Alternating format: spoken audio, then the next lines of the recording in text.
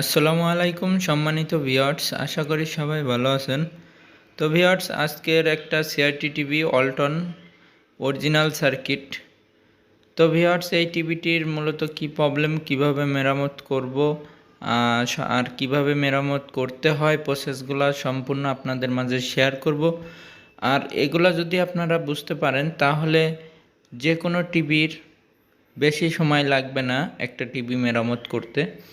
তো step by step কীভাবে কাজ করবেন আর কিছু কিছু সিক্রেট বিষয়গুলো আমি এই ভিডিওর মাধ্যমে বলে দেব আপনাদের। আপনারা ভিডিওটি কন্টিনিউ দেখতে থাকুন, তাহলে বুঝতে পারবেন। ভিউয়ার্স, আপনারা যে কোনো টিভি খোলার আগে অবশ্যই সিরিজ লাইনে চেক করে দেখবেন যে কি প্রবলেম হচ্ছে, এটা আগে দেখে নেবেন। তো আমি সবার প্রথমে সিরিজ লাইনে দিয়ে চেক করে দেখলাম টিভিটির ভিতরে ডিশ লাইন লাগানোর পরে সাউন্ড হচ্ছে, কিন্তু স্ক্রিনে কোনো আলো আসতেছে না। তো এটা দেখার পরে কিছু আইডেন্টিফাই করতে হবে যে এরকম প্রবলেম হয়েছে, তাহলে এই জিনিসটা নষ্ট হতে পারে। ভিউয়ার্স, সবার প্রথমে যতগুলা লাইনগুলো আছে বোর্ডের ভিতরে, ডিগাজিং কয়েলের লাইন, সেন্সরের লাইন, সাউন্ড স্পিকারের লাইন, এগুলা সম্পূর্ণ আগে সার্কিট থেকে ডিসকানেক্ট করে নিতে হবে, তাহলে সার্কিট ঘোরায় কাজ করতে সুবিধা হয়। তো বন্ধুরা দেখুন, আমি এগুলা সব ডিসকানেক্ট করে নিলাম। করার পরে সার্কিটটা ঘোরায় নিয়ে পেছনের পার্টে আমাদের ভোল্টেজগুলো মেপে দেখতে হবে, তারপরে বুঝতে হবে যে কি প্রবলেম হয়েছে। অ্যাকুরেট ভোল্টেজ মেপে কাজ করলে অনেক সুবিধা হয়। তো বন্ধুরা দেখুন, 110 ভোল্ট লাইনে আমি 110 ভোল্ট 17 ভোল্ট পেয়েছি। তো তারপরে ভার্টিক্যাল সেকশনের ওখানে 24 ভোল্ট পেয়েছি, সাউন্ড সেকশনে 12 ভোল্ট পেয়েছি। ভোল্টেজগুলো আমি মোটামুটি ওকে পেলাম।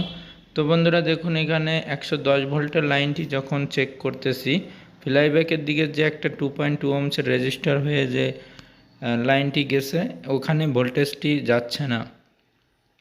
তো মূলত আমাদের রেজিস্টারটি নষ্ট হওয়ারও কিছু কারণ আছে। তো যাই হোক, রেজিস্টারটি যখন নষ্ট পেলাম, অবশ্যই আমাদের রেজিস্টারটি আগে চেঞ্জ করতে হবে। তো এখানে দেখুন বন্ধুরা, রেজিস্টারটি চেক করার আগে ভালো আছে কি না এটা আমাদের একটা প্রান্ত খুলে দিতে হবে। খুলে দিয়ে আমরা রেজিস্টারের ওই পাশে ভোল্টেজ আছে কি না এটা আমরা দেখব। তো ভিউয়ার্স, রেজিস্টার যদি কেটে যায় তাহলে বুঝতে হবে যে রেজিস্টারটি কাটার কারণ কি। তো কি কারণে কাটে আমি একটু বলি। রেজিস্টারটি কাটার কারণ হচ্ছে যদি ফ্লাইব্যাক নষ্ট থাকে, ফ্লাইব্যাকের থেকে স্পার্ক হয়, কোনো তারের মাধ্যমে কোনো জায়গায় লিক থাকে, বা ওপরে এসটি ক্যাপের যে ওখান থেকেও যদি লিক হয়, তার কারণেও এই রেজিস্টারটি কেটে যায়। তো ট্রানজিস্টরটি নষ্ট থাকলে তাও রেজিস্টার কেটে যায়, ফ্লাইব্যাক নষ্ট থাকলেও রেজিস্টার কেটে যায়। তো ভিউয়ার্স, আপনারা দেখুন, আমি রেজিস্টারের এক প্রান্তে ভোল্টেজ পেয়েছি, আরেক প্রান্ত পাইনি, তাহলে আমাদের রেজিস্টারটি নষ্ট। তো রেজিস্টারটি খুলে আমি এখানে দেখব বিপ সাউন্ড হচ্ছে কিনা বা কোনো ভ্যালু শো করতেছে কিনা। তো দেখলেন কোনো শো করতেছে না। তারপর আমি একটা নতুন রেজিস্টার নিলাম 2.2 ওহমসের, ওটার ভিতরে বিপ সাউন্ড হয়েছে, ভ্যালু শো হয়েছে। তো এখন আমি এটা লাগিয়ে দিলাম সার্কিটের ভিতরে। তারপরে দেখব যে আমাদের সমস্যা সমাধান হয়ে গেল কি। তো এটা একটা অরিজিনাল অল্টনের সার্কিট। তো বন্ধুরা দেখুন, আমি রেজিস্টারের ওই পাশে আমি লাইনটি লাগানোর পরে সিরিজ লাইনে দিলাম, দেওয়ার পরে ভোল্টেজ শো করতেছে না, পুরো ড্রপ হয়ে রয়েছে, মানে 1 থেকে 4 ভোল্ট পর্যন্ত এরকম দেখাচ্ছে। তার মানে রেজিস্টার তো আমার ভালো আছে, তাহলে আমাদের ট্রানজিস্টরটি নষ্ট হবে, এটা বুঝতে হবে। তো এখানে যেই নাম্বারই থাকুক না কেন, তো এই বিষয়ে আমার চ্যানেলে ভিডিও দেওয়া আছে, এখানে যে নাম্বার থাকবে তার পরিবর্তে কি নাম্বারে লাগাতে পারবেন ওই ভিডিওটা দেখে নেবেন।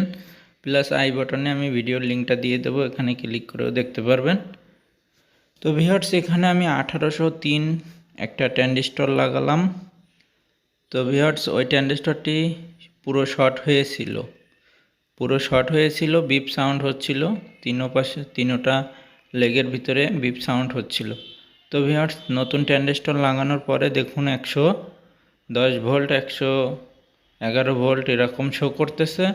আর সিরিজ লাইনের আলোটা একটু ফলো করুন। সিরিজ লাইনের আলোটা জ্বলতেছে, ফুল জ্বলতেছে, আবার নিভে যাচ্ছে, জ্বলতেছে নিভে যাচ্ছে। তারপরে আমাদের এখানে ভোল্টেজটি ড্রপ হয়ে গেল, 18 ভোল্টেজে চলে আসলো। তাহলে এখন আমাদের প্রবলেম কি হতে পারে? ট্রানজিস্টর তো নতুন লাগালাম, তারপরে কিন্তু আমাদের রেজিস্টরের ওই পাশে ভোল্টেজটি পেয়েছি, কিন্তু চালু হচ্ছে না, ফ্লাইব্যাকটি চালু হচ্ছে না। তাহলে আমাদের এখানে প্রবলেম আমাদের ফ্লাইব্যাক ছাড়া আর কিছু হতে পারে না। তো এখন আমরা ফ্লাইব্যাকটি খুললাম। দেখুন বন্ধুরা, ফ্লাইব্যাকটি খোলার পরে এই যে এসটি ক্যাপের ভিতরে কিন্তু ওই যে একবার চালু হচ্ছে বন্ধ হচ্ছে, এই কারণে এসটি ক্যাপে কিন্তু ভোল্টেজ হালকা কিছু আছে। তো এটা আমি গ্রাউন্ডের সাথে শর্ট করে ভোল্টেজটি ডিসকানেক্ট করে নিছি।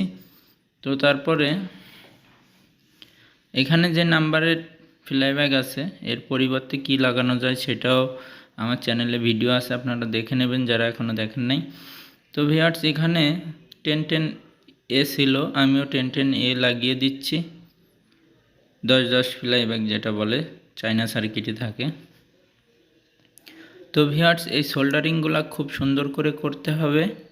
ফ্লাইব্যাকের সোল্ডারিংগুলো একটু বেশি করে রাং দিয়ে সুন্দর করে সোল্ডারিং করে নিলাম। তারপরে এখানে G2-র এখানে আমাদের ফ্লাইব্যাকের সাদা তারটি লাগিয়ে দিলাম, যেটা চিকন তার। তারপরে মিডিয়াম যেটা সেটা আমরা বেজের এখানে লাগিয়ে দিচ্ছি।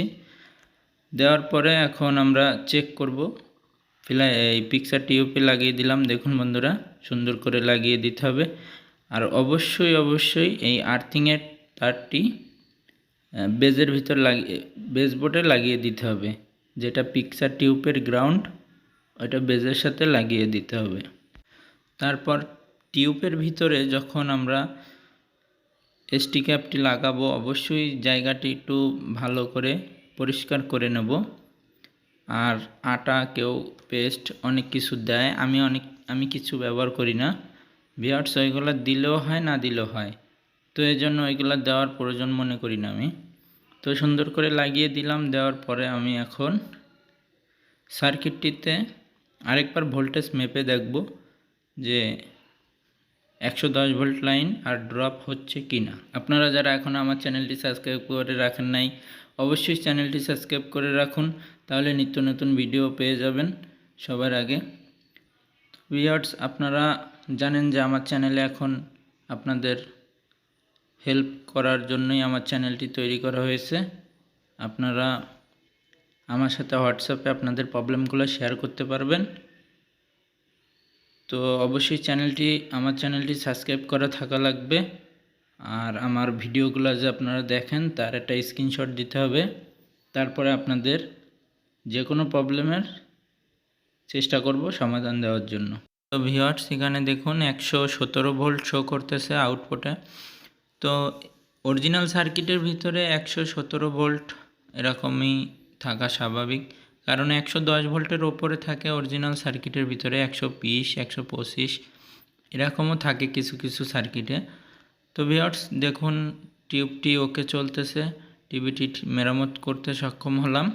তো এখানে অটো টুইনিংয়ে দিলাম, এখানে দেখুন 16টি চ্যানেল সেভ হয়েছে। তো কমপ্লিট চ্যানেলগুলো সব ধরিয়ে তারপরে কাস্টমারের কাছে আমরা টিভিটি দেই। ভিউয়ার্স, আমার কাজগুলো কীরকম লাগে আপনাদের কাছে এটা কমেন্টে জানাবেন। আর আপনারাও কি আমার কথা মতো এইভাবে কাজ করেন কি না এটাও কমেন্টে জানাবেন।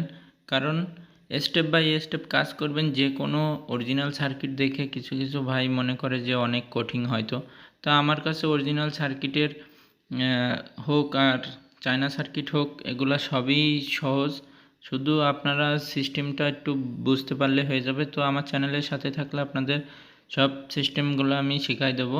তো ভিউয়ার্স, এটা একটু কালারের প্রবলেম ছিল, আমি ট্রানজিস্টরগুলো কালারের প্রবলেম ছিল, ট্রানজিস্টরগুলো একটু লুজ কানেকশন ছিল কালার ট্রানজিস্টরগুলো। তো এটা একটু সোল্ডারিং করে বেসবোর্ডটা ওকে করে দিলাম।